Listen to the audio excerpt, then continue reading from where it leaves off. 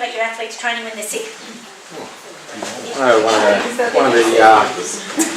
in the school year, one of the other mothers did the Heartline there, and afterwards she had a stroke. Woo! Yeah, so she was taking a whole thing of medication to actually get through it, and had a stroke. Well, she may have been having it anyway. May have been. Maybe.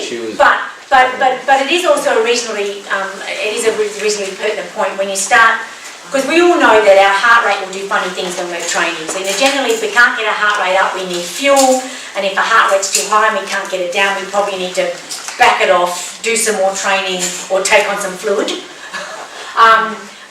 But some of the medications we can take for coughs and colds and flus and stuff like that, like if we take Sudafed, or it has the same effect as caffeine and can have our heart rate go too high. So we can have some side effects of some of the medications we can take.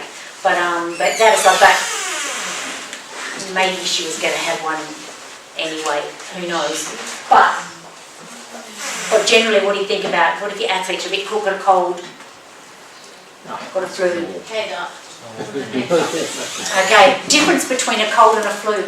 Not man flu, a cold and flu. Can't get out of bed. Okay, so a cold is sniffles, runny nose, might cough, splutter, snot, la la la la la. But a flu is when it starts to get all over. Muscle aches, fevers, rigors, all that sort of stuff. So that whole old wives' tale cliche of if it's above the neck you're okay and if you're below the neck you're not, is actually pretty reasonable.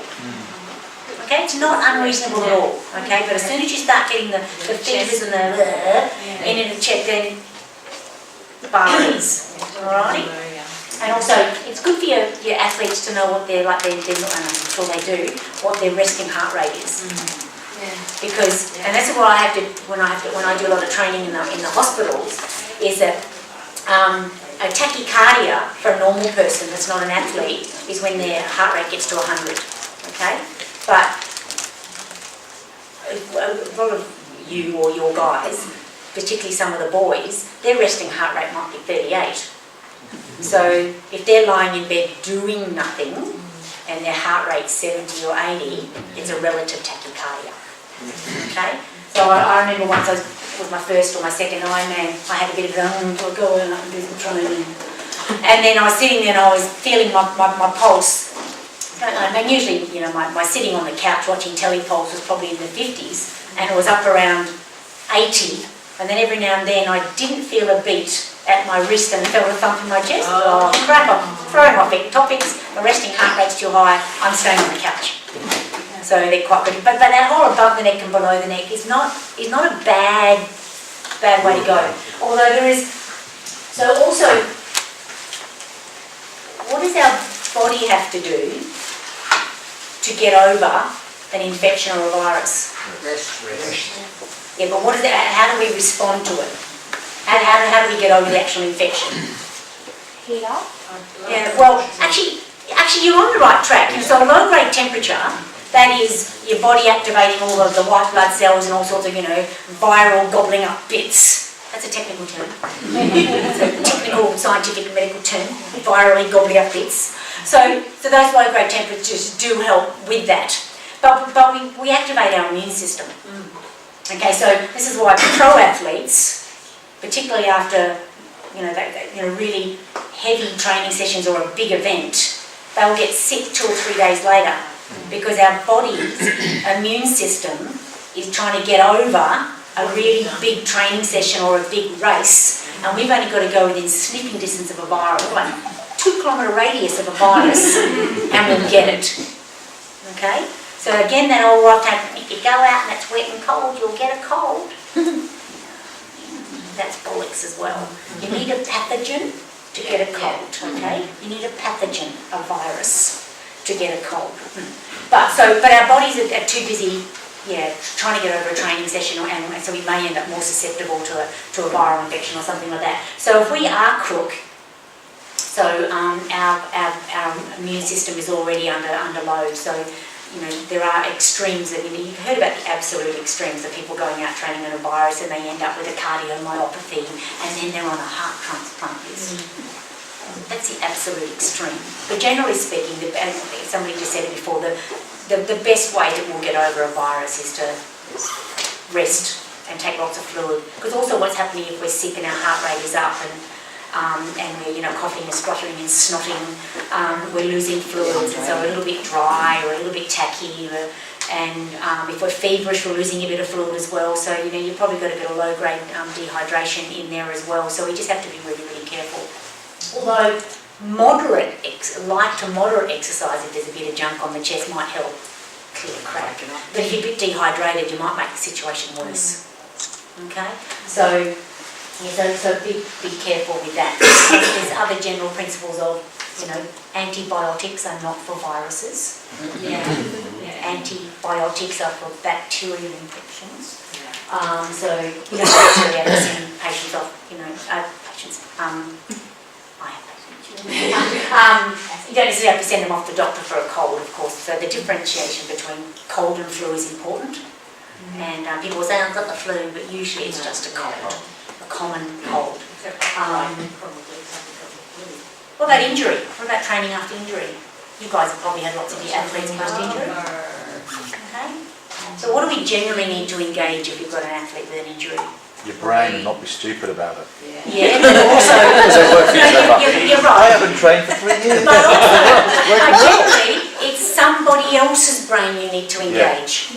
I.e., I don't know, a healthcare professional, like a physio, somebody who knows what they're doing to get over it. Okay, so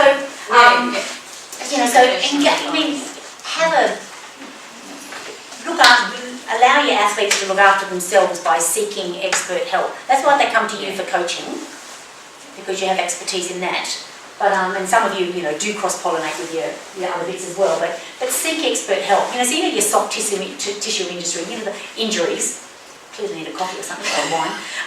Your RICE, your RIC, rest, ice, compression, elevation. There's actually another R at the end of that now. Referral to a. And also you have to differentiate between whether it's chronic and overuse or whether it's an acute injury as well. So you need to be mindful of that. So have a really low threshold for getting them onto a proper healthcare professional and seek assistance that way. Okay, the other last little bit was about mature young athletes and load bearing says, but I actually also prefer to break it up into boy bits, girl bits. Okay, so young athletes, we know, but some of that is covered off, isn't it, by the fact that there are rules and regulations about how much our young kids can do. And because, we know youngsters have got an on or an off switch, and that's it. So we have to protect them with rules and regulations and big people's brains to stop them doing stuff that they shouldn't be doing. So, and there's guidelines, to follow for that sort of thing as well, and also a bit of common sense. But there's some other things we need to think about, and again, that, you may also need to seek the assistance of other healthcare professionals or shunt your athletes on elsewhere. So, women, girl bits, we're special. Okay, we're very special. So what are some special bits for the young woman? Teenager. I've got 2 daughters at home. Yeah? Menstrual cycle? Yes. It screws us over at every age. Okay, so you've got young women that you have to worry about body image issues, and also just young athletes in general. If you're going to get them in trouble, you need to keep them in the sport so they don't go do drugs, get pregnant. So keep them busy. But to get a young athlete to train, we have to ask them to do something that goes totally against their physiological makeup and their peer group makeup. Getting up early and working hard at a ridiculous time in the morning doesn't sit with them as a generation. So that's one to work on. But young women, so when they start menstruating, and it may be an issue, all women that menstruate, what do we need to be mindful of with that? They feel like shit, probably. Maybe. Some women might bite their coach's head off at a certain time of month, be a little bit more unreasonable about that. But apart from anything, heavily menstruating women might become anemic. Okay, so they reckon 30% of women, menstruating women, are anemic, which means if they're tired, sluggish, don't know how to train, send them off to their GP. The older woman, out the other end, okay, then she starts getting osteopenic and risk of osteoporosis, and her bone density drops, and all that other stuff can't move. So you've got to be mindful of the older woman as well. And also, particularly with potentially anemic women, is that, remember, when we run, we can get a cellular hemolysis. You know, basically every thump of our foot on the ground, we squish a little red blood cell or two, which can exacerbate the problem. So be really, really mindful of women at any age, their stored iron levels, and if they're skinny and they're also a vegetarian or something like that, or just not eating enough, then you can set them up for problems. So also, on that iron, even exercise, so they've found that post-exercise, releasing the hormone testosterone, it might not be hepcidin, blocks absorption of iron as well. So between like people that are like exercising in the afternoon, if they're then having their iron-rich meal or taking an iron supplement, that's going to be blocked. So the likelihood of actually not absorbing that iron as well is pretty huge. Yeah. And also vitamin C affects the absorption of iron as well, or not having it, so having it with vitamin C. But that's a GP stuff. Yeah. You just send them off. Any woman that's a little bit tired or cranky or whatever. Women think, I don't think that'll work for me. That will not work.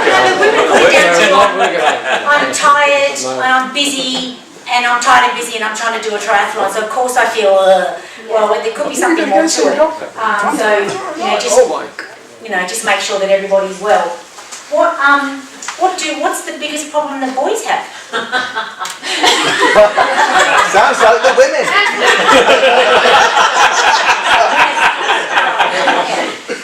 Boys' biggest problem is testosterone. Yeah. Because what does testosterone make you boys do? Invincible. Think you're 10 foot high and bulletproof. You pull a half Ironman out of your tush with no training. You'll survive it, but Christ, you'll pay for it.